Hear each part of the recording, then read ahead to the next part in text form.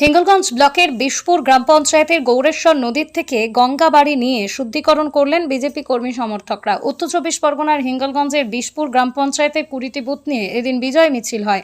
এদিন বিজেপি কর্মী সমর্থকরা গৌরেশ্বর নদী বক্ষ থেকে মালসা করে পবিত্র গঙ্গাবাড়ি নিয়ে সেটিয়ে ঝাঁটা দিয়ে শুদ্ধিকরণ করলেন। বিজেপি কর্মী সমর্থকরা তারা বলেন, দীর্ঘ 34 বছরের বাম জামানার পর 15 বছরের তৃণমূল কংগ্রেসের সরকার অপবিত্র করে গেছে, তাই আমরা এই গঙ্গাবাড়ি দিয়ে এগুলোকে পরিষ্কার করে শুদ্ধিকরণ করলাম। আগামী দিনে সাধারণ মানুষের জন্য তিনি অনেক পরিকল্পনা গ্রহণ করবেন। বিরোধী দলনেতা থেকে যিনি আজ বাংলার মুখ্যমন্ত্রী হয়েছেন শুভেন্দু অধিকারী, এই আশা ভরসা রেখেছেন মানুষ। প্রদীপ সরকারের রিপোর্ট, হিঙ্গলগঞ্জ নিউজ।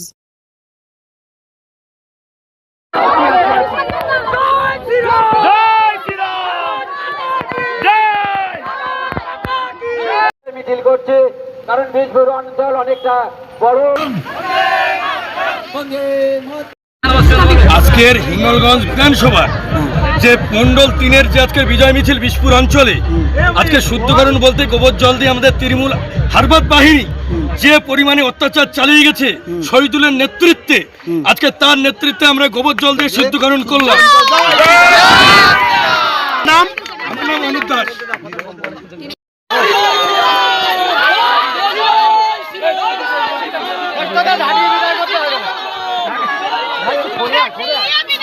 নিয়ে আজকের বিশপুর অঞ্চলে বিজয় মিছিল করছে। সেই মায়েদের সুরক্ষিত হয়েছে, পশ্চিমবাংলার নূতন সরকার এসেছে, তারা সুরক্ষিত পেয়েছে, তাই আজকের হাটে ভাটে যে কোনো মাঠে ঘাটে তারা বেরোতে পারছে, তাদের মনের একটা আনন্দ এসছে। সেই শুদ্ধিকরণ করলেও আজকে গোবর জল ছড়া দিয়ে মায়েরা শুদ্ধিকরণ করলে একটাই কারণ, আমাদের হিন্দু শাস্ত্রে আছে যে গোবর জল ছড়া দিয়ে যেহেতু মোড়া মরে গেলে তাকে আমরা শ্মশান ঘাটে নিয়ে যাই, তৃণমূলকে আমরা মরে গেছে মনে করে তাকে গঙ্গা জল এবং গোবর জল ছড়া দিয়ে তাকে আমরা এই গৌরসার নদীতে করলেন কেন? আমরা গোবর শুদ্ধিকরণ করছি। আমরা হিঙ্গলগঞ্জ ব্লকের বিশপুর পঞ্চায়েত থেকে আমরা 20টা বুথের শুদ্ধিকরণ করাচ্ছি। আমরা অনেক অত্যাচার সহ্য করছি, অনেক নোংরা জমে গেছে, আমরা গোবর ঝাঁটা দিয়ে ঝাঁটিয়ে আমরা এটাকে শুদ্ধিকরণ করছি যাতে আমরা যে নতুন সরকার এনেছি আমাদের মোদিজি, আমাদের যে মোদিজি থেকে আমরা যে বিজেপি সরকার এনেছি সেই সরকারকে যাতে আমরা পবিত্র করে গ্রহণ করতে পারি, তার জন্যই এই গোবর ঝাঁটা।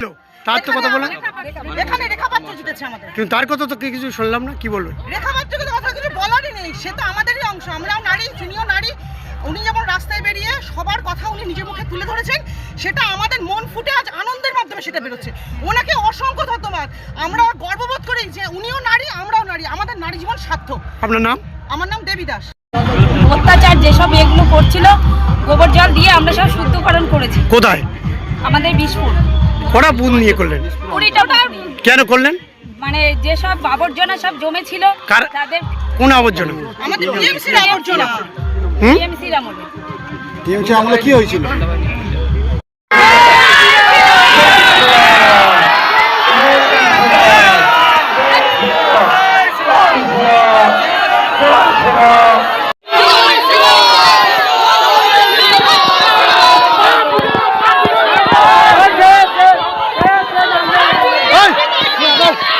শুভেন্দু অধিকারী কি, শ্রমিক ভট্টাচার্য কি, মন্ত্রী রেখা পাত্র। অনুষ্ঠান আমরা শুরু করছি।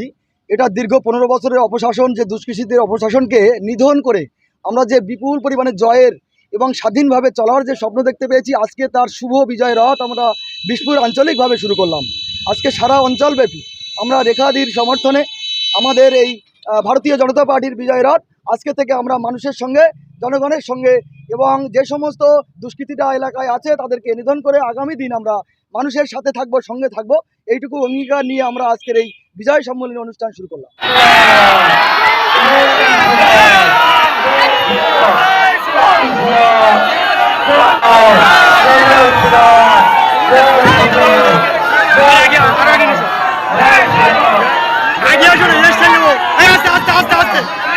পক্ষ থেকে আমাদের যে হিঙ্গলগঞ্জ বিধানসভার প্রার্থী রেখা পাত্র, তার এই বিজয় সম্মেলনী উৎসব, আমাদের এই উৎসব হচ্ছে আজকে অতি ঐতিহাসিক জনসভা মধ্য দিয়ে বইছে।